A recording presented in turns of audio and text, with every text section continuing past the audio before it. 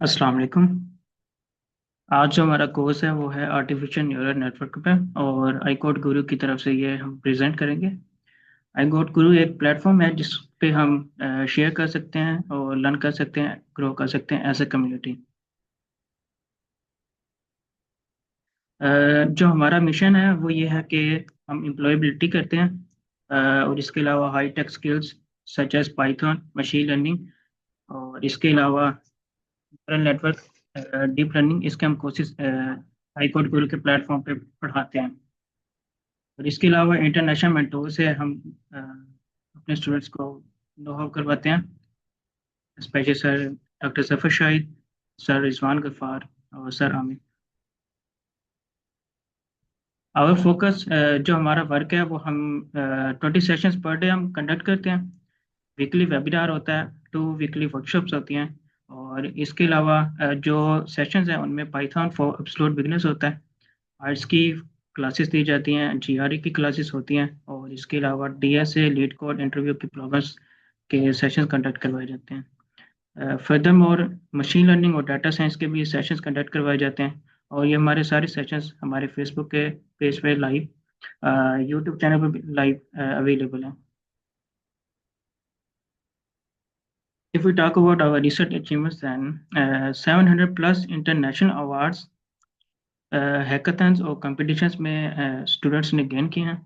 Fully funded scholarships gain किए हैं, specially USA में। और इसके अलावा लोकल एंड इंटरनेशनल लेवल पे इंटर्नशिप्स और जॉब्स गेट की हैं। 2025 के हार्वर्ड यूनिवर्सिटी के CS50 पजल डे में 9 बाय 9 पजल्स हमारे टीम ने सॉल्व की थी। ओवरऑल 259 टीम्स थी। और इसके अलावा Stanford code and place university competition में 240 प्लस मेंटोर्स सेलेक्ट किए गए थे, जो कि आई कोड गुरु के प्लेटफॉर्म से जिन्होंने मेंटोरशिप हासिल की थी। और इसके बाद MIT का इमर्जिंग टैलेंट प्रोग्राम है, कंपटीशन है, उसके अंदर ओवरऑल ग्लोबली 320 सिलेक्शंस हुई थी, जिनमें से 3 आई कोड गुरु की तरफ से रिप्रेजेंट किया था। More than 300 students I code गुरु की तरफ से पार्टिसिपेट किया गूगल कोड जैम 2023 के अंदर। और Etihad aviation group world headquarters Abu Dhabi में हमारे 3 इंटर्न्स हायर किए गए हैं। 2024 फुली फंडेड स्कॉलरशिप यूएसए में जो जिन स्टूडेंट्स ने गेट किया था उनकी CGPA की रेंज 3.1 से 3.8 तक थी। और उनका जो आइल्स था वो बैंड्स 6.5 से 7.5, पब्लिकेशन 0 थी, और GRE नहीं था। और इसके अलावा जो गैप है, गैप हमारा 1 to 15 ईयर्स है।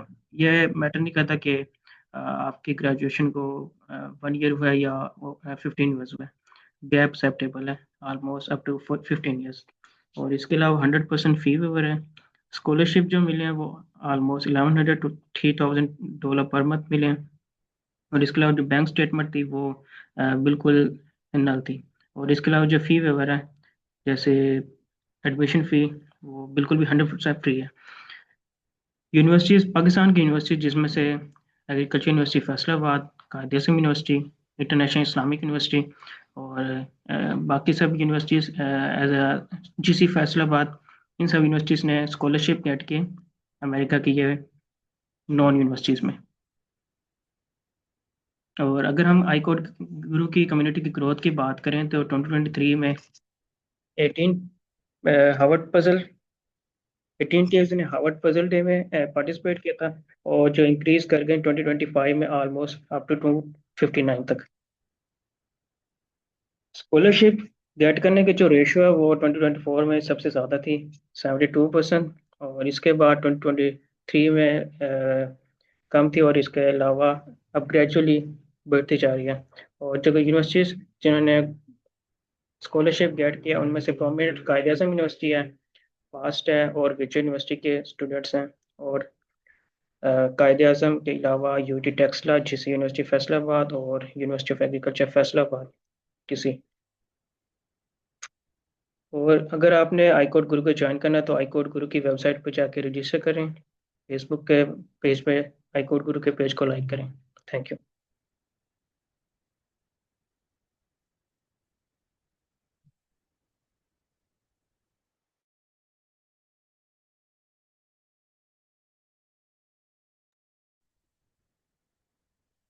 जी तो अस्सलाम वालेकुम। My name is Mohammad Salim. Firstly thank you so much for joining us throughout this session. मैं as a trainer role play करूँगा। मैंने 25 में ही अपनी ग्रेजुएशन कंप्लीट की है कंप्यूटर साइंस में। और रिसेंटली अभी बल्कि कुछ दिन पहले ही आईएलटीएस का एग्ज़ाम भी क्लियर किया है। और जहाँ तक बात रही एआई की, टू बी वेरी ऑनेस्ट मुझे तकरीबन 1 साल का एक्सपीरियंस है एआई में, इंक्लूडिंग इंडस्ट्री लेवल। लेकिन ज़्यादा जो एक्सपीरियंस है वो है लर्निंग का। ठीक है। तो जिस तरह आज हमारे इसका टॉपिक का नाम है, कोर्स का टाइटल है कि foundation of neural network. To be very frank, मुझे जो लगता है कि जो चीज़ हमने कवर करनी है ना इसमें, वो हमें इसका कोई प्रॉपर टाइटल नहीं मिल रहा था कि हम क्या नाम दें। लेकिन फाउंडेशंस ये भी ठीक है। हमने बेसिकली करना क्या है कि जिस तरह नॉर्मली जो टाइटल्स होते हैं या कोर्सेज होते हैं उसमें एक मॉडल इंस्टॉल किया, प्री ट्रेन मॉडल इंस्टॉल किया, फिर डेटा दिया और आउटपुट देख लिए। नॉर्मली जो काम ये चलता है, ये हमने बिल्कुल भी नहीं करना। इंशाल्लाह जो हमने अपने सेशन में करना है ना, ये देखना है कि एक न्यूरल नेटवर्क है, वो चाहे कोई भी न्यूरल नेटवर्क है, वो CNN है, RNN कोई भी है, बिहाइंड द सीन किस तरह काम करता है। आउटपुट तो आ गई है, इनपुट भी दे दिए, लेकिन इसके दरमियान में मिडिल में क्या हुआ है हमें किसी को नहीं पता। किस तरह इनपुट गई, मॉडल ने इनपुट डेटा में क्या देखा, क्या पैटर्न पैटर्न उसने क्या ऑब्जर्व किए, ये हमें किसी को नहीं पता होता है, जिसे हम नॉर्मली कंसिडर कहते हैं कि डीप लर्निंग एक ब्लैक बॉक्स है। हमने ट्राई करने की इंशाल्लाह पूरी कोशिश करनी है कि हमने इस ब्लैक बॉक्स के अंदर देखना है कि ये एक्चुअल में होता क्या है। ठीक है। और स्टार्ट में ही मैं एक छोटी सी चीज़ क्लियर कर दूं कि मे बी ये सेशन थोड़ा सा डिफिकल्ट लगे, क्योंकि हमने ज़्यादातर जो चीज़ें करनी है वो मैथमेटिकली करनी है, बिल्कुल लो लेवल पे जाके। तो सबसे पहले तो हमने बस ये करना होगा कि एक न्यूरल नेटवर्क है ना, उसको स्टडी करना है। उसके बिल्कुल लो लेवल पे जाके देखना है कि अच्छा ये स्टेप्स होते हैं, ये इसका स्ट्रक्चर है, ये इस तरह ये मैथमेटिकली वर्क करता है। फिर जब वर्क करता है तो ये डेटा में क्या देखता है, किस तरह देखता है, इस चीज को स्टेप बाय स्टेप देखेंगे और बिल्कुल मैथमेटिकली करेंगे। इतनी ज्यादा मैथमेटिक करेंगे, इतनी ज्यादा करेंगे कि आपको भी लगेगा कि ये डीप लर्निंग का या न्यूरल नेटवर्क का सेशन कम है, मैथमेटिक का ज्यादा है। इतनी ज्यादा मैथमेटिक्स करेंगे और फिर उसके बाद जब एक न्यूरल नेटवर्क के ऊपर हमारी अंडरस्टैंडिंग हो जाएगी, जब उसको हम मैथमेटिकली ऑब्जर्व कर लेंगे, समझ लेंगे, अंडरस्टैंड कर लेंगे, फिर उसको कोड में कन्वर्ट करेंगे, अपने कोड में। कोई प्री ट्रेन मॉडल नहीं यूज करना, कुछ भी नहीं करना। फिर उस मॉडल को जो हमने मैथमेटिकली अंडरस्टैंड किया है उसको फिर कोड में कन्वर्ट करेंगे, numpy लाइब्रेरी के को यूज करके। फिर किसी डेटा सेट के ऊपर उसको ट्रेन करेंगे और देखेंगे कि हर एक न्यूरॉन उसके अंदर। अच्छा, न्यूरल नेटवर्क जो है ना वो न्यूरॉन का बना होता है, ये चीज हम आगे डिस्कस करेंगे। तो हम देखेंगे कि हर एक न्यूरॉन ने डेटा में क्या देखा, उसने लेयर लेयर वाइज लेयर क्या देखा डेटा में। ये सारी चीजें हम सेशन में करेंगे थ्रू आउट दिस सेशन। ठीक है। तो अगर किसी का कोई यहाँ तक कोई क्वेश्चन हो, कोई चीज पूछनी हो तो वो पूछ ले, देन हम अपने सेशन को, आज के जो टॉपिक है न्यूरल नेटवर्क इंट्रोडक्शन, वो देखते हैं।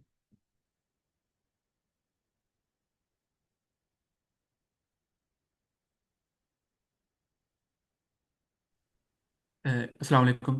सर, मेरा वालेकुम क्वेश्चन है सलाम। कि क्या जी हम इसमें एक्सप्लेनेबल एआई और इस तरह की जो इंटरप्रेटेबिलिटी है इसको भी डिस्कस करेंगे या जस्ट न्यूरल नेटवर्क को ही डिस्कस करेंगे? सर, इतना अगर टाइम हुआ ना ऑनेस्टली हम वो भी डिस्कस करेंगे।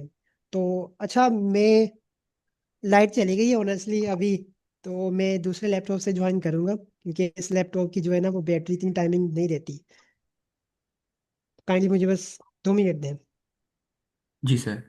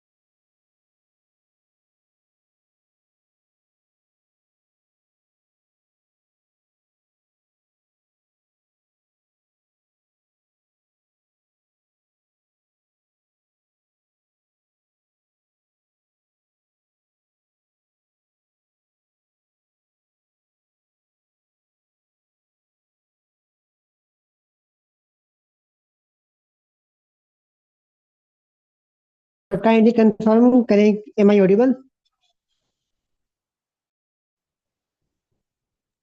Yes sir, you are Audible.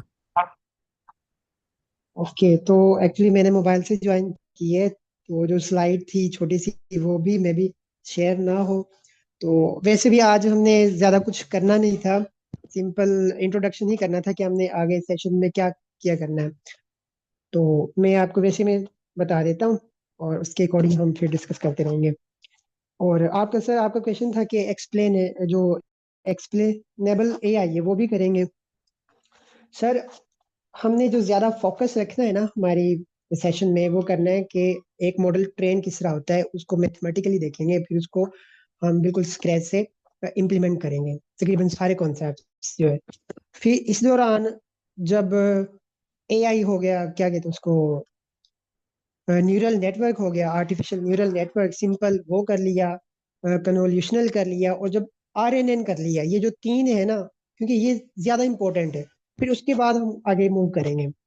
तो इस दौरान मुझे नहीं लगता कि हमारे पास ज़्यादा टाइम होगा, लेकिन अगर ये सेशन सक्सेसफुल हुआ, मतलब अगर स्टूडेंट्स ने अच्छा रिस्पॉन्स दिया, फिर इंशाल्लाह हम नेक्स्ट पार्ट पे भी मूव करेंगे, जिसमें हम ट्रांसफॉर्मर तक जाएंगे इंशाल्लाह, वो भी हम बिल्कुल स्क्रैच से इम्प्लीमेंट करेंगे।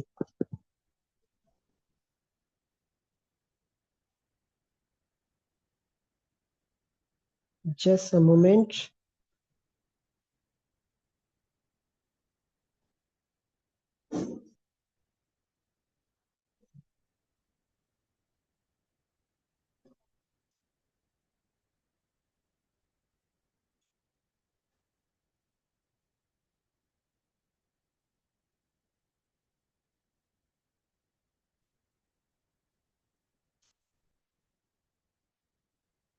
काइंडली कंफर्म करें, स्क्रीन शेयर हो रही है?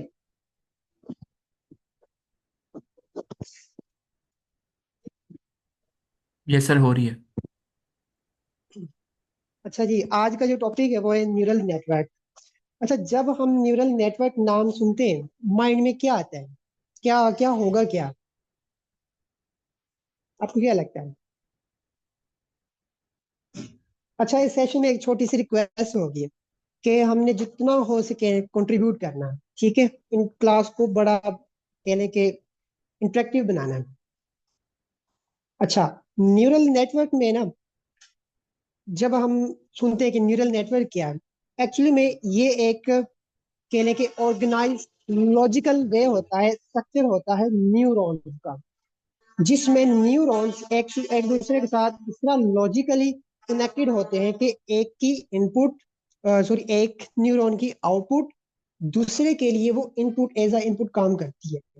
तो जो डेटा होता है ना, वो एक न्यूरॉन में से पास होके दूसरे में जाता है, दूसरे से पास होके तीसरे में जाता है, एक इस तरह वो लेयर मूव करता है। इस दौरान क्या होता है, इस दौरान जो न्यूरॉन्स होते हैं या जो न्यूरल नेटवर्क होता है, जो डेटा है ना, डेटा में हिडन पैटर्न्स जो होते हैं, उनको वो रिकग्नाइज करते हैं, ठीक है? फॉर एग्जांपल, अगर इस सेक्शन में हम देखें कि ये जो नीचे इसमें देखते हैं, इसमें न्यूरॉन, ये एक न्यूरल नेटवर्क है, तीन लेयर्स है इसमें। पहली लेयर जो होती है उसको कहते हैं इनपुट लेयर, और जो एंड वाली लेयर होती है उसे कहते हैं आउटपुट लेयर। डेटा जो आता है वो डायरेक्टली इनपुट लेयर में पास होता है। जो इनपुट लेयर्स वाले न्यूरॉन्स होते हैं वो डायरेक्टली डेटा को देख रहे होते हैं, ऑब्जर्व कर रहे होते हैं। तो जो स्टार्टिंग के न्यूरॉन्स होते हैं, लेयर वन के, लेयर टू के, वो डेटा में लार्ज स्केल के फीचर्स ऑब्जर्व कर रहे होते हैं। फॉर एग्जांपल, अगर हम इमेज की बात करते हैं, इमेज में वो जो एजेस होते हैं, वर्टिकल लाइंस हो गई, हॉरिजॉन्टल लाइंस हो गई, उनको वो देख रहे होते हैं, ठीक है? फिर वो जो लाइंस आगे न्यूरॉन से पास होके हिडन लेयर्स, अच्छा, जो मिडल वाली लेयर्स होती हैं इनको कहते हैं हिडन लेयर्स। यहाँ पे क्या होता है, मोस्टली प्रॉब्लम यहाँ पे आती है, हमें नहीं पता होता कि इंटरनली क्या हुआ है, क्या देखा न्यूरॉन्स ने, क्या ऑब्जर्व किया, ये नहीं पता। यहाँ पे कहते हैं कि ये एक ब्लैक बॉक्स है, ठीक है? तो जो हिडन लेयर्स के न्यूरॉन्स होते हैं वो बेसिकली जो डेटा है ना, वो जो एजेस थे, एजेस को मिला के वो एक लो लेवल पे चले जाते हैं। लो लेवल किस तरह से कि वो एजेस को मिला के शेप्स बना लेते हैं। जिस तरह शेप्स हो गई, फेस हो गया, नोज हो गई, ठीक है, इस तरह वो शेप्स को ऑब्जर्व करते हैं। फिर आगे डीप लेयर्स के न्यूरॉन्स फिर पूरे के पूरे ऑब्जेक्ट को देख रहे होते हैं। फिर वो आइडेंटिफाई करते हैं। इस तरह आगे जो आउटपुट लेयर है वो एक न्यूरॉन। तो क्वेश्चन ये आता है कि क्या न्यूरॉन्स की ये कोई टाइप्स भी हो सकती है? बिल्कुल होती है। देखिए, इनकी टाइप डिपेंड करती है डेटा की टाइप्स के ऊपर। फॉर एग्जांपल, अगर डेटा है टेबुलर डेटा, तब तो नॉर्मली जो हमारे सिंपल न्यूरॉन्स है वो काम करेंगे, बहुत अच्छा परफॉर्म करते हैं। जिस तरह हमारा सिंपल आर्टिफिशियल न्यूरल नेटवर्क हो गया, टेबुलर डेटा के ऊपर बहुत अच्छा परफॉर्म करता है। लेकिन अगर डेटा आ जाए रोज एंड कॉलम वाला, फॉर एग्जांपल इमेजेस, वहां पे वो फेल कर जाएंगे। अब उसका क्या हल है? उसका हल ये है कि हमें किसी और न्यूरल नेटवर्क के ऊपर मूव करना पड़ता है, जो कि है कन्वोल्यूशनल नेटवर्क। कन्वोल्यूशनल नेटवर्क का स्ट्रक्चर इस तरह से है कि वो रोज एंड कॉलम डेटा को ऑब्जर्व कर लेता है, ठीक है। फिर एक और डेटा टाइप होती है क्वेश्चन, जो डेटा है ना, एक और किस्म का होता है, वो है टेक्सचुअल डेटा या कॉन्टेक्सचुअल डेटा, जिसमें बाद में आने वाला डेटा पहले वाले डेटा के साथ वो कनेक्टेड होता है, ठीक है। वो एक कॉन्टेक्ट बना रहा होता है, कॉन्टेक्स्ट बना रहा होता है। फॉर एग्जांपल, अगर हम बात करें कि एक स्टोरी है, जिस तरह हम स्कूल्स में पढ़ते थे कि once upon a time there was a crow, और एंड वाला सेंटेंस कहीं ना कहीं पहली वाली उस क्रो के साथ कनेक्टेड होता था, ठीक है। इस तरह हालांकि स्टोरी तो काफी लेंथी होती है, फिर एंड वाले जो सेंटेंसेस होते हैं वो भी क्रो के साथ कनेक्टेड होते हैं। अब ये जो कॉन्टेक्स्ट है ना, ये इस चीज को मेंटेन रखने के लिए जो सिंपल हमारे आर्टिफिशियल न्यूरल नेटवर्क है, जिस तरह CNN हो गया, ये परफॉर्म नहीं कर सकते। फिर इसके लिए हमें किसी दूसरे न्यूरल नेटवर्क को देखना होता है, जिसे कहते हैं रिकरेंट न्यूरल नेटवर्क, यानी RNN। RNN के बाद एक और एडवांस फॉर्म होती है LSTM। LSTM के बाद और एडवांस फॉर्म आ जाती है ऑटो इनकोडर। फिर आगे ट्रांसफॉर्मर्स, आगे फिर मूव करते चले जाए तो ग्राफ न्यूरल नेटवर्क आ गया, गेन आ गया। काफी सारी इस तरह एग्जांपल्स होती हैं, जिस तरह ये है एग्जांपल। अच्छा, तो वापस चलते हैं कि एक न्यूरल नेटवर्क है। न्यूरल नेटवर्क एक सिंपल एक न्यूरॉन के ऊपर डिपेंड कर रहा होता है। एक न्यूरॉन, अगर हम किसी एक न्यूरल नेटवर्क को देखें, फॉर एग्जांपल यही है ये न्यूरॉन, इसमें पहली लेयर में, इनपुट लेयर में आपको दो न्यूरॉन नजर आ रहे होंगे। अगर इनको गौर से देखें कि हर न्यूरॉन एक दूसरे के साथ वो कनेक्टेड है, किसके जरिए? लाइंस के जरिए। ये जो लाइंस है ना, ये लाइंस वेट्स हैं, बेसिकली ये पैरामीटर। नॉर्मली हम सुनते हैं कि एक न्यूरल नेटवर्क है, उसके इतने पैरामीटर्स हैं, जैसा जिमिनाई के हो गए, चैट जीपीटी के हो गए, इतने न्यूरॉन, इतने उसके पैरामीटर्स हैं। हम बेसिकली इन पैरामीटर्स की बात कर रहे होते हैं। थ्रू आउट द एआई, जो कुछ भी एआई में इतनी ज्यादा एडवांसमेंट हुई है ना, वो इन पैरामीटर्स की वजह से हुई है। हम इतनी जो खपत कर रहे हैं, इतनी ज्यादा जो स्ट्रगल कर रहे हैं डेटा लेके, फिर उसको स्क्रीन करना, फिर मॉडल को देना, वो एक्चुअली में ये जो पैरामीटर्स है ना, इनकी वैल्यूज फाइंड आउट करने के लिए कर रहे होते हैं। कि क्योंकि जब इन पैरामीटर्स की वैल्यू फाइंड हो गई, उनकी ऑप्टिमल वैल्यू फाइंड हो गई, वहां पे जाके मॉडल ने अपना मैक्सिमम रिजल्ट देना होता है, ठीक है। ये पैरामीटर्स क्या करते हैं, ये हम आगे डिस्कस करेंगे। तो बिल्कुल बेसिक पे जाके डिस्कस करेंगे। अच्छा, फिर उसके बाद एक और पैरामीटर होता है जिसे कहते हैं बायस। बायस भी तकरीबन वैसा ही काम करता है। वो क्या करता है वो भी देखेंगे। तो यहां तक अगर किसी का कोई क्वेश्चन हो वो पूछ सकता है, अदरवाइज नेक्स्ट मूव करते हैं। सर इसमें मुझे कुछ ऐड करना है। जी अ, जी। जिस तरह आपने बताया ना, ये न्यूरल नेटवर्क का, तो इसको मैं अपनी अंडरस्टैंडिंग में थोड़ा सा समराइज कर दूं। जी जी तो अगर बिल्कुल। मैं जहाँ गलत हूँ तो आप मुझे बताइएगा प्लीज़।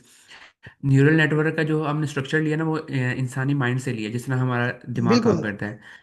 जिस तरह एग्जांपल हम लेते हैं कि अगर आप किसी सीन को देखो तो उसके बाद आपको कुछ फीलिंग आती है। लाइक अगर हम बीच को देखते हैं तो हमने इनपुट, फीलिंग क्या मिली हमें, अच्छा लगा, ठीक है, हमें आउटपुट मिल गई है।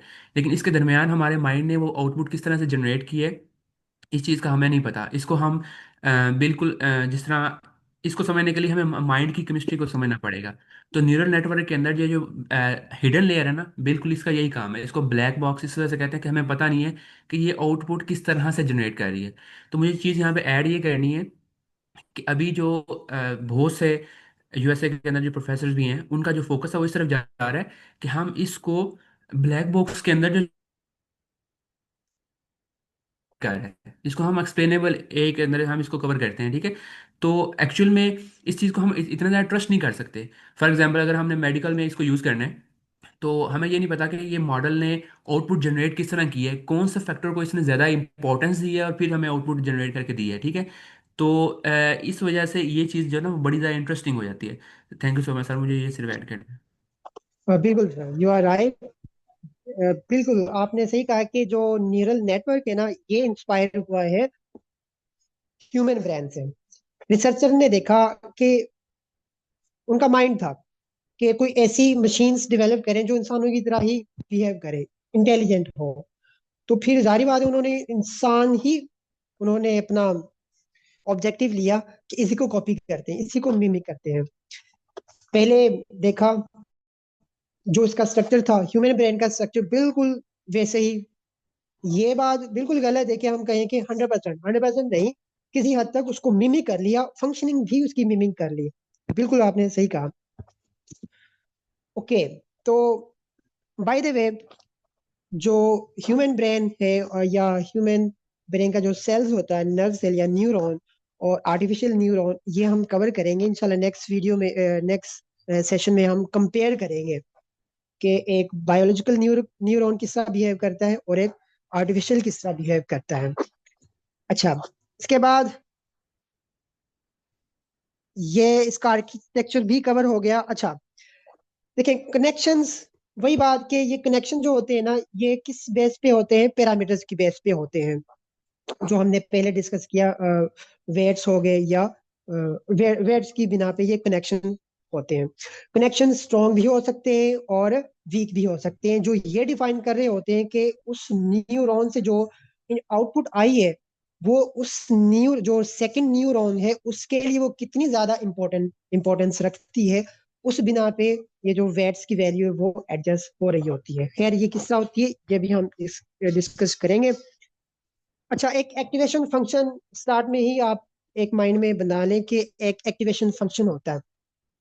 एक एक एक आउटपुट, इसने न्यूरॉन ने आउटपुट दे दी, फिर उस आउटपुट को एक एक्टिवेशन फंक्शन से पास करते हैं। एक्टिवेशन फंक्शन एक मैथमेटिकल फंक्शन होता है जो कि नॉन लीनियरिटी ऐड करता है। अभी आपके लिए चीजें बिल्कुल मे बी न्यू हो और ज्यादा कोई कॉन्टेक्स्ट क्रिएट ना कर रही हो, कोई बात नहीं, आगे ये चीजें करेंगे। अच्छा, बात आती है मेन यहाँ पे, ट्रेनिंग क्या है या लर्निंग क्या है। एआई में लर्निंग का क्या मतलब है? आपको क्या लगता है लर्निंग क्या चीज हो सकती है? हेलो। जी जी। मेरी मेरी आवाज आ रही है? सर पहले ये आप बताइएगा कि हम लोग ये कोर्स क्यों करवा रहे हैं, इसका मकसद क्या होगा, हमें इसका फायदा क्या होगा। इसका फायदा मैम, इसका फायदा ये होगा कि हम एक न्यूरल नेटवर्क को अंडरस्टैंड करेंगे। नॉर्मली हमें यूट्यूब के ऊपर बहुत सारे कोर्सेज मिल जाएंगे जहाँ पे हम मॉडल को ट्रेन कर रहे होते हैं। उनकी अंडरस्टैंडिंग यही है कि एक इंडस्ट्री लेवल पे जाके हम जॉब होल्डर बन सके।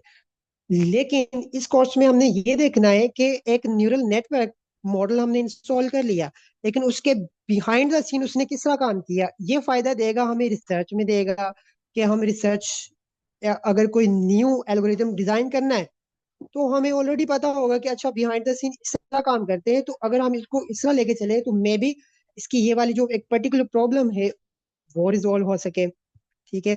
फिर सेकंड इसकी ये होगी कि अगर फॉर एग्जांपल एक हमें स्कॉलरशिप ही मिल रही है किसी रिसर्च एरिया में, उस प्रोफेसर ने ही, जिस तरह भी थोड़ी देर पहले सर ने पूछा कि सर ने बताया कि जो यूएसए के प्रोफेसर हैं वो भी इस तरफ उनका ट्रेंडिंग ट्रेंडिंग है कि वो इस चीज को ज्यादा फोकस दे रहे हैं कि एक एक्सप्लेनेबल एआई किस तरह बना सके।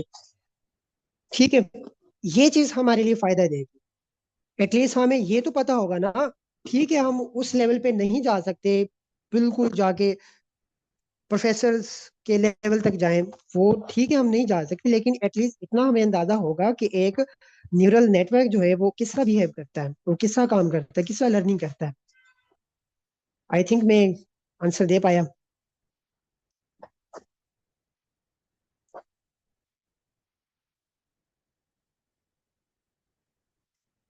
ओके। तो मेरा क्वेश्चन था कि लर्निंग क्या है, आपको क्या लगता है एआई या न्यूरल नेटवर्क डीप लर्निंग में जो मॉडल्स होते हैं वो लर्निंग क्या मतलब, इस लर्निंग का क्या मतलब है? अगर किसी को पता है तो काइंडली वो। अच्छा सर, इन द जी जी कॉन्टेक्स्ट ऑफ मशीन लर्निंग में एक्सप्लेन करता हूँ कि जी जी क्या होता है कि हम पहले जो है ना अपने मॉडल को डेटा देते हैं और उसके ऊपर उसको ट्रेन करते हैं। और सबसे पहली मर्तबा जो है ना हम कोई इनिशियल गेस करते हैं उस डेटा के ऊपर कि हमने कोई चीज़ गेस कर ली। अब हम क्या करते हैं कि हम उसको जो है ना चेक करते हैं कि जो हमने गेस किया और जो एक्चुअल वैल्यू थी या फिर जो हमारी एक्चुअल प्रिडिक्शन थी वो एक्चुअल वैल्यू से जो है ना कितना दूर थी। तब हम जो है ना उसको मॉडल को समझाते हैं कि या फिर उसको ट्रेन करते हैं कि आपने जो है ना इस हद तक जो है ना गलती की, जिसे हम लॉस या कॉस्ट फंक्शन भी कहते हैं। तो वो फिर जो है ना उसके ऊपर हम मॉडल को फिर से ट्रेन करते हैं। उस स्टेप को या फिर उस प्रोसेस को कहते हैं हम मॉडल की लर्निंग। गेस जितना मुझे पता है। बिल्कुल सर। एक्चुअली में जो लर्निंग है ना, लर्निंग कहते हैं पैरामीटर्स, अभी मैंने पैरामीटर्स बताए थे ना, ये जो कनेक्शंस है, पैरामीटर्स वेट्स एंड बायस, इनकी वैल्यू को एडजस्ट कर रहे होते हैं। लर्निंग का एक्चुअल मतलब ये है। आपने जो बताया वो प्रोसेस बिल्कुल ठीक है। हम उस प्रोसेस को यूटिलाइज करते हुए उन पैरामीटर्स की ऑप्टिमल वैल्यूज फाइंड आउट कर रहे होते हैं। ये है लर्निंग। इनिशियली हमने किसी रैंडम वैल्यूज के साथ उनको इनिशियलाइज कर देते हैं, ये जो पैरामीटर्स हैं। फिर उन वैल्यूज के साथ हम एक गैस करते हैं, प्रेडिक्शन लेते हैं। अगर तो वो प्रेडिक्शन ठीक, ऑब्वियसली बात है ठीक तो नहीं होगी। फिर उस प्रिडिक्शन को एक्चुअल वैल्यू के साथ कंपेयर कर रहे होते हैं। ठीक है, जिस तरह ये है, कंपेयर करते हैं। फिर कंपेयर करने के बाद हमें एक रिजल्ट मिलता है, एक लॉस मिलता है। उस लॉस को मिनिमाइज करने के लिए हमें दोबारा वापस जाना पड़ता है और उस पैरामीटर्स की वैल्यू फाइंड करनी होती है। वो वैल्यूज किस तरह फाइंड करते हैं, ये एक बहुत बड़ी साइंस है। इस चीज के ऊपर हमने ज्यादा फोकस रखना है, बस इस चीज के ऊपर। ठीक है, कि पैरामीटर्स की वैल्यू हमने फाइंड करनी है किस तरह। इसके लिए हमें ग्रेडियंट लेने पड़ते हैं, डेरिवेटिव्स लेने पड़ते हैं। ये इसे कहते हैं बैकवर्ड प्रोपगेशन। ठीक है, ये चीज हमने ज्यादा फोकस हमने इन चीजों के ऊपर रखना है। अच्छा, हमारा लॉस हो गया, लॉस आ गया। उस लॉस को मिनिमाइज करने के लिए हमने ग्रेडियंट लेने हैं। ग्रेडियंट ने वैल्यूज बतानी है, उस वैल्यू के साथ फिर हमने उनको एडजस्ट करना होता है पैरामीटर्स को। फिर दोबारा सेकेंड आइटरेशन पे जाना है, यानी कि सेकेंड लूप पे जाना है। फिर दोबारा से फॉरवर्ड पास करना है, यानी दोबारा हमने प्रिडिक्शन देनी है। याद रखें कि लर्निंग दो प्रोसेस में होती है, फॉरवर्ड पास में और बैकवर्ड बैकवर्ड पास में। फॉरवर्ड पास में हमने प्रेडिक्शन करनी होती है, जो करंट हमारी वैल्यूज है, पैरामीटर्स की वैल्यूज, उनके साथ हमने प्रेडिक्शन करनी है। फिर देखना है कि प्रेडिक्शन कैसी हुई है, लॉस कैलकुलेट करना है। फिर दोबारा लॉस उसकी पैरामीटर्स की वैल्यू फाइंड करनी होती है उनको सेट करना होता है, फिर दोबारा वही प्रोसेस रिपीट करना है, और इस तरह हमने इवेंचुअली हम हमारी टारगेट वैल्यू के पास पहुंच जाते हैं। ये एक प्रोसेस है लर्निंग का। प्रिडिक्शन भी हो गई है। तो अच्छा जी, ये काम था। न्यूरल नेटवर्क इसके अराउंड ही मूव कर रहे होते हैं। प्रेडिक्शन करनी है, प्रेडिक्शन के बाद हमने देखना लॉस कितना हुआ, लॉस को मिनिमाइज करने के लिए वैल्यू अपडेट करनी होती है। ठीक है जी, यहाँ तक किसी का कोई क्वेश्चन हो? अच्छा सर, मैं इसको जो है ना समराइज कर देता हूँ, अगर मुझे जितना समझ बिल्कुल। में आया है कि कि पहले हम प्रिडिक्ट करते हैं, उसके बाद जो है ना एरर को कैलकुलेट करते हैं, उसके बाद जो पैरामीटर्स हैं उनको जो है ना चेंज करके तो फिर से प्रिडिक्ट करते हैं। ये साइकिल है जो हमारी बिल्कुल चलती रहती है जब तक हम अपने मॉडल को ऑप्टिमाइज नहीं कर लेते। बिल्कुल सर, ऐसा ही है।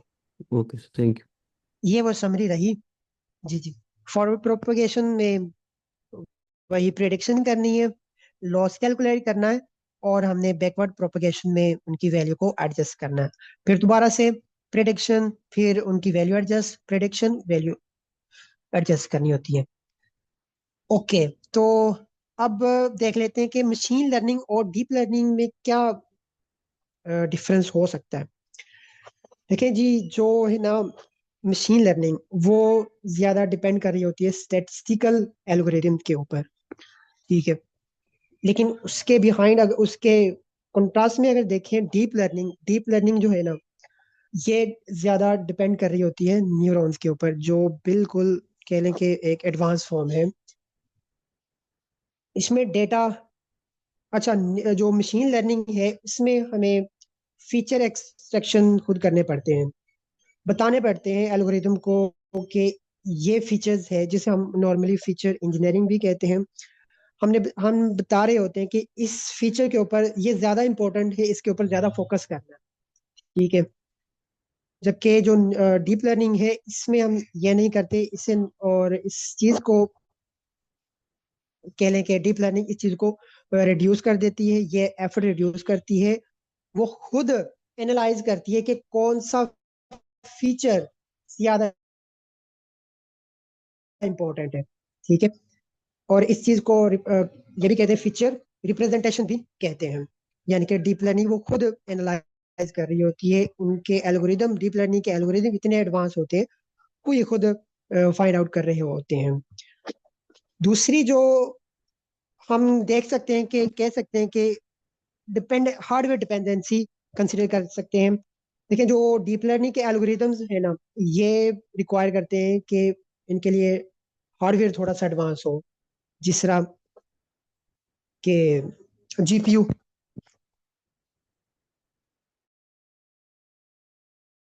लेकिन जो डेटा है ना, आगे फीचर्स में कन्वर्ट किया जाता है, इतनी ज्यादा उनके फीचर्स बन जाते हैं ना, नॉर्मली सीपीयू के ऊपर वो एडजस्ट नहीं हो पाते हैं।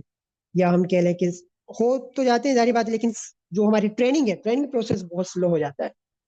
फिर इस चीज को अवॉइड करने के लिए ना, हम यूज करते हैं जीपीयू।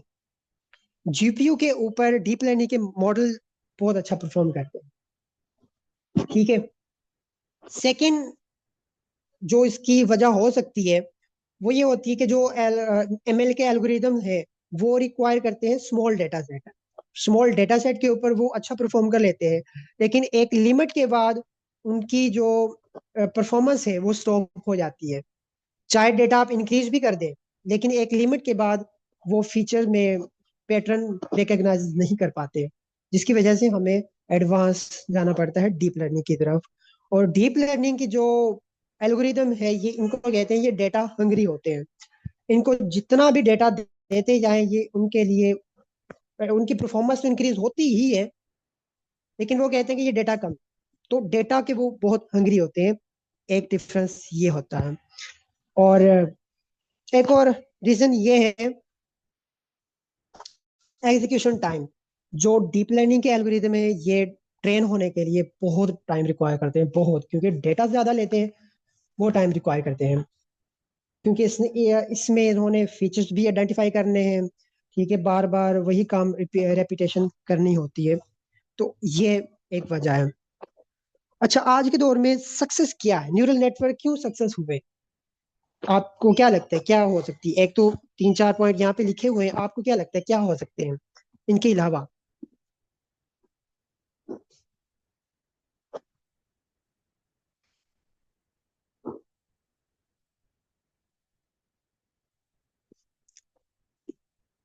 अच्छा जी, एक तो better algorithm, neural network better algorithm है। पहले उतने ज्यादा एफिशिएंट नहीं थे, लेकिन अब है। ठीक है, एक तो सक्सेस ये है। दूसरी, मोर डेटा। सारी बात है, इंटरनेट है, हर टाइम हमने डेटा जनरेट करना होता है, डेटा बहुत ज्यादा है।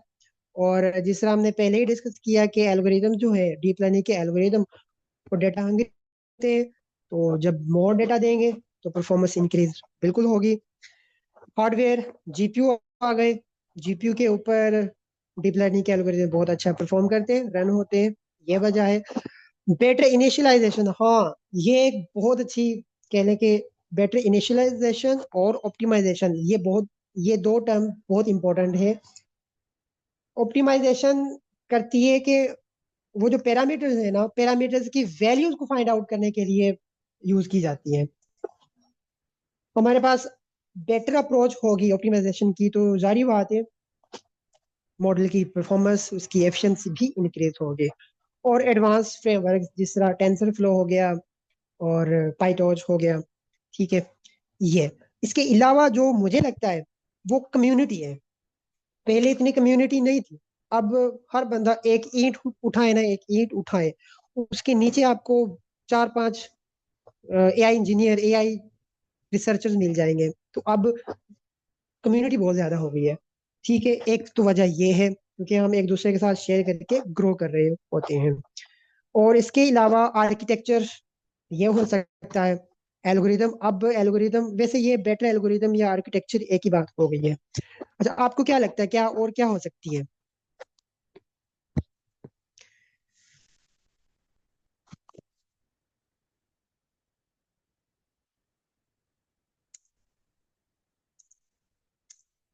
ओके, तो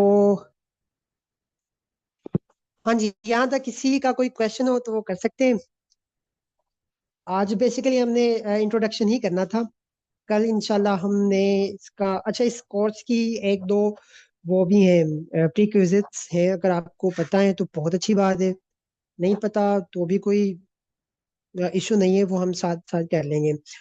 एक तो ये है कि आपको अगर नमपाई की अंडरस्टैंडिंग है, बहुत अच्छी बात है, क्योंकि हमने ज्यादा जो यूज करनी है वो नमपाई यूज करनी है। ठीक है, और उसके बाद अगर आपको डेटा की अंडरस्टैंडिंग है, ठीक है, हमने अपना टाइम वेस्ट इसके ऊपर वेस्ट नहीं करना कि डेटा को किस तरह प्रिपेयर करेंगे। ठीक है, हम जस्ट प्रिपेयर डेटा उठाएंगे और मॉडल को दे देंगे। अगर आपको ऑलरेडी पता है इन चीज़ों का, बहुत अच्छी बात है। और इसके अलावा अगर बस ये दो मेन चीज़ें थी, अगर आपको इनका पता है बहुत अच्छी बात है। मेनली आपको नमपाई का पता होना ज़रूरी है। अगर नहीं पता तो कल के एक छोटे से सेशन में हम नमपाई कर लेंगे, फिर हम आगे न्यूरॉन को अंडरस्टैंड करेंगे। और हाँ, एक और, अगर आपको मैथमेटिक्स का थोड़ा बहुत पता है, जिस तरह के कैलकुलस हो गया, लीनियर अलजेब्रा हो गया, वो मैट्रिक्स जो है, अगर उनका पता है तो बहुत अच्छी बात है, फिर तो ये इजी हो जाएगा, काम बिल्कुल इजी है। सर इसको जो अभी आपने बताया ना, ये success of neural networks networks, इसको थोड़ा सा रिपीट कर दीजिएगा, मैं नेट डिस्कनेक्ट हो गया था। ओके, सर मैंने ये बताया था कि सक्सेस आज न्यूरल नेटवर्क इतने ज्यादा, हम देखते हैं कि न्यूरल नेटवर्क यानी कि डीप लर्निंग, जिस तरह चैट हो गया, ये न्यूरल नेटवर्क ही है ना। ये इतने ज्यादा आज के दौर में सक्सेस क्यों हुए, पहले क्यों नहीं थे? हालांकि अगर आपको पता हो, अगर हम न्यूरल, आज वैसे अब तो टाइम नहीं है, अगर हम इसकी हिस्ट्री देखें, ये 1943 से ही इसके ऊपर काम स्टार्ट हो गया था, न्यूरल नेटवर्क्स के ऊपर। ठीक है, एआई के ऊपर। तो पहला जो न्यूरॉन डेवलप हुआ था वो 1943 में हुआ था। वो दो साइंटिस्ट थे, उनका नाम मेरे माइंड में नहीं है, नाम भी उनका थोड़ा सा मुश्किल है। तो उन्होंने ये फंक्शन डेवलप किया था, एक न्यूरॉन बेसिकली एक मैथमेटिकल फंक्शन है, उसको यूटिलाइज किया था। तो बात कहने की ये है कि पहले भी एल्गोरिदम थे, ये जो न्यूरल नेटवर्क थे पहले क्यों नहीं इतनी ज्यादा एडवांस हुए। उसकी तीन चार रीजन हैं। जिस तरह बेटर एल्गोरिदम, पहले एल्गोरिदम थे लेकिन वो इतने ज्यादा एफिशिएंट नहीं थे। अब अब उनको मॉडिफाई करके उनमें कुछ चीजें रिमूव कर दी और कुछ चीजें ऐड कर दी। फॉर एग्जांपल, आज पहले हमारे पास एक एक्टिवेशन फंक्शन, जिसका मैंने ऊपर बताया, एक मैथमेटिकल फंक्शन होता है। पहले हमारे पास सिग्मॉइड होता था, स्टेप फंक्शन था, 10H एक्टिवेशन फंक्शन था। लेकिन वो एक प्रॉब्लम क्रिएट करते हैं जिसे हम gradient vanishing vanishing gradient problem कहते हैं। उसमें एक ग्रेडियंट फ्लो होता है, वो ग्रेडियंट जीरो की तरफ चले जाते हैं, जिसकी वजह से जब जारी बात है ग्रेडियंट ही जीरो हो गए तो फिर जो हमारे पैरामीटर्स हैं उनकी वैल्यू किस तरह एडजस्ट होगी, अपडेट ही नहीं होगी। जारी बात है ना। तो फिर वो जो सिग्मॉइड है ना उसको हटा के आज के दौर में हम ज्यादा रिलाय करते हैं रेल्यू या रीलू, रेल्यू इस तरह प्रोनाउंस किया जाता है। वो एक एक्टिवेशन फंक्शन है। वो इस चीज को, इस प्रॉब्लम को सॉर्ट आउट कर देता है। ये एक बहुत बड़ी हमारी अचीवमेंट थी। फिर उसके बाद आज के दौर में डेटा बहुत ज्यादा, पहले डेटा नहीं था, इंटरनेट नहीं था, डेटा भी नहीं था, लेकिन आज डेटा बहुत ज्यादा है। ठीक है, पावरफुल हार्डवेयर, पहले जीपीयू नहीं थे। जो भी इनको साइंटिस्ट को या इंजीनियर्स को ट्रेनिंग करनी पड़ती थी वो सीपीयू के ऊपर करनी पड़ती थी, और उस दौर में सीपीयू भी इतने ज्यादा फास्ट नहीं थे, इतने ज्यादा एफिशिएंट नहीं थे। अब आज के दौर में जीपीयू आ गया, सीपीयू भी ज्यादा पावरफुल है। रैम आज के दौर में कितनी, पहले तो वैसे भी 2-3 MB की रैम हुआ करती थी। ठीक है, बेटर इनिशियलाइजेशन आज के दौर में हम ज्यादा यूज करते हैं की इनिशियलाइजेशन। ठीक है, और उसके बाद इनिशियलाइजेशन होती है बेसिकली के स्टार्ट में, वो जो एक सर ने बात की थी कि स्टार्ट में हम पैरामीटर्स को इनिशियली रैंडमली वैल्यू के साथ नहीं करते, एक्चुअली में रैंडम नहीं करते, कैसे हो गया, वो भी एक टेक्निक है। ठीक है, ये चीज हम हमें ज्यादा इनकी सक्सेस की तरफ लेके जाती है। ऑप्टिमाइजेशन एक ऑप्टिमाइजेशन टेक्निक है। ठीक है, ग्रेडियंट डिसेंट कहते हैं। उस चीज ने बहुत, मैं मुझे जो लगता है ग्रेडियंट डिसेंट आने की वजह से ही ज्यादा सक्सेस हुई है। फिर उसके बाद एडवांस फ्रेमवर्क है, जिस तरह ये हो गए हमारे टेंसर फ्लो हो गया, पाईटॉर्च हो गया। हमें बनी बनाई चीजें ऑलरेडी मिली हुई हैं, फंक्शंस मिले हुए हैं, उनको इम्प्लीमेंट करके हम आगे क्या कहते हैं, न्यू डिजाइन क्रिएट कर लेते हैं। कम्युनिटी, हमारे आज के दौर में तकरीबन हर बंदे को एआई का पता है। ठीक है, तो इससे पहले इतनी ज्यादा अंडरस्टैंडिंग नहीं थी, तो ये सक्सेस है। Thank you so much sir. Sir एक और चीज़, जो आपने ट्रेनिंग के स्टेप्स बताए थे उनको भी एक दफ़ा रिपीट कर दीजिएगा प्लीज़। ओके, ट्रेनिंग में ये होता है कि ट्रेनिंग जो है ना, लर्निंग बेसिकली 2 स्टेप्स के ऊपर ज्यादा डिपेंड कर रही होती है, फॉरवर्ड पास और बैकवर्ड पास। फॉरवर्ड पास में हम प्रिडिक्शन करते हैं, और जो बैकवर्ड पास है इसमें हम वैल्यूज, प्रिडिक्शन हो गई हमारी, फिर लॉस कैलकुलेट करते हैं। लॉस के बाद हमने उस लॉस को मिनिमाइज करने के लिए बैकवर्ड पास में वैल्यूज जो हमारी है ना, पैरामीटर्स, उनको एडजस्ट करते हैं। एडजस्ट किस तरह से करते हैं, ये चीज हमने ज्यादा इसके ऊपर फोकस रखना है। मेनली तो हमने प्रिडिक्शन तो कर ही लेते हैं, मॉडल को उठाया, ट्रेन किया और चला लिया, प्रिडिक्शन तो हो गई, लेकिन वैल्यूज क्या है, एडजस्ट किस तरह से किया, ये देखना है। तो ये एक प्रोसेस है। प्रिडिक्शन करते हैं फॉरवर्ड फॉरवर्ड पास में प्रिडिक्शन, फिर बैकवर्ड पास में उन वैल्यूज को एडजस्ट करते हैं। एडजस्ट मतलब उन वैल्यूज की ऑप्टिमल वैल्यूज फाइंड करते हैं, जहां पर वो मॉडल मिनिमम एरर जनरेट करेगा। एरर कभी भी जीरो नहीं हो सकता, क्योंकि डेटा हमारा कभी भी एक ऐसा नहीं हो सकता कि जहाँ पे बिल्कुल एक्यूरेटली हमारा डेटा, वो जो क्या कहते हैं उसको, एरर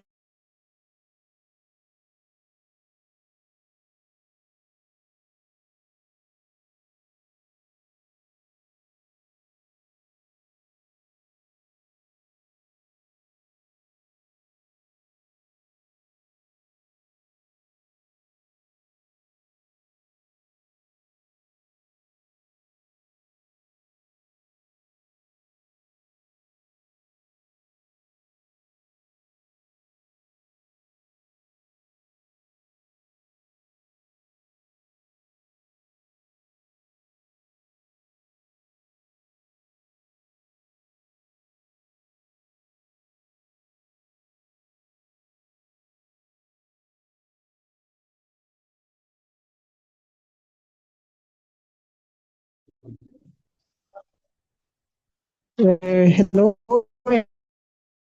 एक्चुअली मेरा इंटरनेट। ओके, तो यहाँ तक सी का कोई हम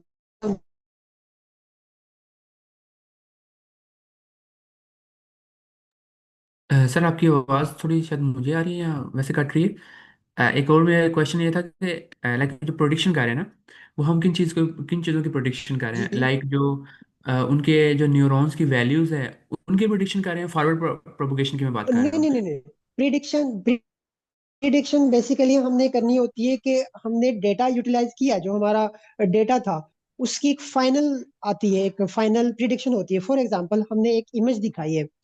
इमेज हमने देखनी कि वो किस चीज की इमेज है, क्या वो कैट की इमेज है या डॉग की इमेज है, ये है, ठीक है। या इसी तरह हमारे पास एक डेटा सेट है। फॉर एग्जांपल, एक स्टूडेंट का आइल्स का स्कोर है, ठीक है, 4 मॉड्यूल्स में। तो 4 मॉड्यूल को दिखाने के बाद हमने देखना है कि क्या इसकी स्कॉलरशिप हो जाएगी या नहीं होगी, ठीक है। ये ये प्रिडिक्शन है। अच्छा, ये तो आउटपुट हमें मिल रही है ना, तो हम हाँ आउटपुट हाँ, भी बस उसी की प्रोडिक्शन कर रहे हैं, आउटपुट की। बिल्कुल इसी चीज को प्रिडिक्शन कहते हैं। अब ओके। आउटपुट आ गई। फॉर एग्जांपल, अब लिखा हुआ था कि ओरिजिनल जो वैल्यू थी वो है स्कॉलरशिप नहीं, हम चले कैट और डॉग की बात करते हैं। ओरिजिनल लेबल जो है वो है, क्या कहते हैं उसको, कैट का, कि ये इमेज कैट की है। मॉडल ने हमारे ने कह दिया कि ये डॉग है। तो अपोजिट काम हो गया ना, ये एरर आया। इस एरर को कैलकुलेट करना है। अब जारी बात है, प्रेडिक्शन रॉन्ग हो गई है तो एरर भी ज्यादा होगा। तो इस एरर को रिड्यूस करना हमने, ठीक है। रिड्यूस होगा तो इसका मतलब हमने वैल्यूज, कहीं ना कहीं उन वैल्यूज का कसूर है और किसी का कसूर नहीं है। वो जो पैरामीटर्स है उनका कसूर है कि उन्होंने ये जो प्रेडिक्शन की है ये रॉन्ग की है। हम वैल्यूज को आइडेंटिफाई करेंगे, उनको जाके एडजस्ट करेंगे कि ताकि हमारा लॉस मिनिमाइज हो। जो लॉस मिनिमाइज होगा उसका मतलब वो values closer to their optimal values चली गई है। जब फिर दोबारा प्रेडिक्शन करेंगे तो कहीं ना कहीं पहले की निस्बत अब रिड्यूस का जो एरर होगा वो कम होगा और प्रेडिक्शन भी एक्यूरेटली हो सकती है। और ये प्रोसेस फिर रिपीटली चलता है। अच्छा, मतलब ये प्रोडिक्शन जो है ना वो लर्निंग का ही प्रोसेस है। हम सबसे पहले प्रोडिक्शन करते हैं और उसकी कोई ना कोई वैल्यू सेट हो जाती है, और बाद में हमें पता होता है कि ये प्रोडिक्शन रॉन्ग होगी, हम उसको फिर बैक प्रोडिक्शन के थ्रू जो लॉस फंक्शन होता है उसके थ्रू हम उसको मजीद इंप्रूव करते हैं, और फिर दोबारा से प्रोडिक्शन करते हैं, फिर इंप्रूव करते हैं, फिर प्रोडिक्शन करते हैं। ये प्रोसेस चलता रहता है, यही कहना चाह रहे हैं ना आपसे? बिल्कुल सर, यही प्रोसेस है। और जो प्रिडिक्शन है ये पार्ट दूसरा भी है। हमने जब आउटपुट लेनी होती है, मॉडल हमारा ट्रेन हो गया। अब मॉडल भी ट्रेन हो गया, जब हमने इसको इंडस्ट्री में या प्रोडक्शन लेवल पे लेके जाएंगे, जिस तरह चैट जीपीटी है। चैट जीपीटी जब हमें एक रिजल्ट देता है वो भी एक प्रिडिक्शन है, वो आउटपुट है, वो एक उसकी आउटपुट है, ठीक है। वो भी एक प्रिडिक्शन है। अरे इसमें जो एक और क्वेश्चन, जो ट्रेनिंग और हम जो डाटा को स्प्लिट करते हैं, एक ट्रेनिंग है और एक टेस्टिंग है, तो वो डाटा हम किस स्टेज पे देते हैं इसकी ट्रेनिंग में? ओके, तो अगर हम देखें ना कि डेटा डेटा हम स्प्लिट करते हैं तो तीन तीन चीजों में, तीन पार्ट्स में। एक यस, होता है मैंने देखा। ट्रेनिंग ट्रेनिंग का, जो डायरेक्टली ट्रेन करने के लिए यूज होता है। फिर दो टाइप्स दूसरी होती है, वैलिडेशन और टेस्टिंग डेटा, ठीक है। ये अक्सर यानी कि कंफ्यूज करती है कि इनमें क्या डिफरेंस होता है। जो ट्रेनिंग है वो तो डायरेक्टली यूज हो गया ट्रेनिंग के दौरान। लेकिन जो वैलिडेशन डेटा है ना, वो हर प्रिडिक्शन पे, जब मॉडल ट्रेन हो रहा है ना, वो हर प्रिडिक्शन पे चेक करेगा कि मॉडल की क्या एक्यूरेसी है, मॉडल की क्या मैट्रिक्स हैं, ठीक है, मॉडल ने कैसा परफॉर्म किया। जब आपको साथ साथ आपको पता चल रहा होता है कि अच्छा मॉडल किस तरफ जा रहा है। और एक एक और बात, जो वैलिडेशन डेटा है ना, वो मॉडल के लिए यूज नहीं किया जाता, यानी कि मॉडल को ट्रेन के लिए यूज नहीं किया जाएगा, ठीक है। ये भी अक्सर क्वेश्चन पूछ लेते हैं। और जो एंड में बचता है डेटा, हमारा टेस्टिंग डेटा, जब आपको लगता है कि अच्छा मॉडल हमारा ट्रेन हो गया है, फिर आप चेक करते हैं कि अच्छा मॉडल तो ट्रेन हो गया, अब इसको टेस्ट करते हैं। फिर वो जो डेटा है आपका, उसी का पार्ट है ना, वो यूटिलाइज करते हैं उसको टेस्टिंग के लिए, देखने के लिए कि मॉडल ने कितनी ज्यादा वो, उसके लिए वो अनसीन है, वो डेटा उसके लिए अनसीन है, ठीक है। तो तब हमें एक यानी कि कॉन्फिडेंस आ जाता है कि अच्छा मॉडल हमारा ठीक हो गया, कि कहीं ना कहीं अब मॉडल की एक्यूरेसी ठीक है। Okay sir, thank you so much. You are welcome. तो अब 1 मिनट रह गया जी। तो यहाँ तक अगर किसी और का कोई क्वेश्चन है तो पूछ सकते हैं।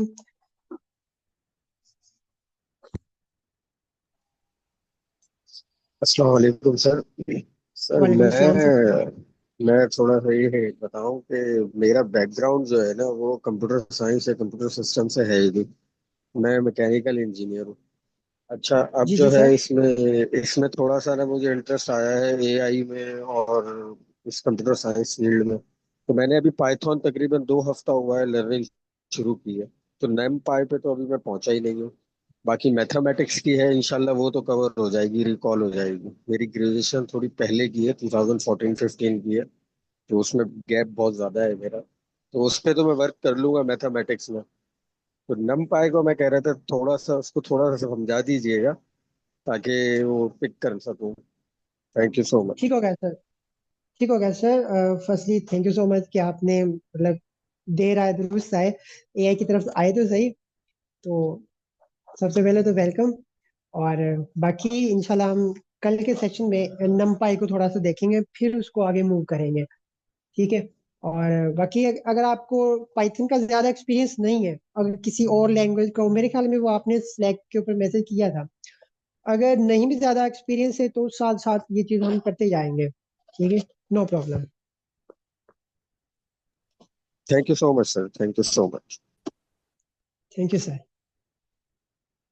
सर इसकी जो स्लाइड्स चलिए जी। वगैरह हैं और जो भी होगा वो आप शेयर कर देंगे या कि वो नहीं शेयर होगा? आज आज आज तो ऑनेस्टली इसकी कोई वो स्लाइड नहीं थी, वो तो बस रेंडमली थी, क्योंकि आज हमने कुछ करना भी नहीं था, बस इंट्रोडक्शन ही करना था।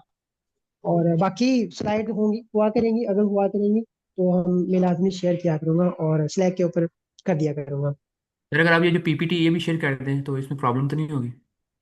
सर कौन सी पीपीटी अभी जो शेयर की हुई थी ये? हाँ, यस, पीडीएफ ये जो। ठीक है सर, नो प्रॉब्लम, मैं शेयर कर दूंगा। Thank you sir. जज़ाकल्लाह। तो चलें जी, टाइम हमारा ओवर हो गया है, तो हम इंशाल्लाह फिर कल मिलते हैं।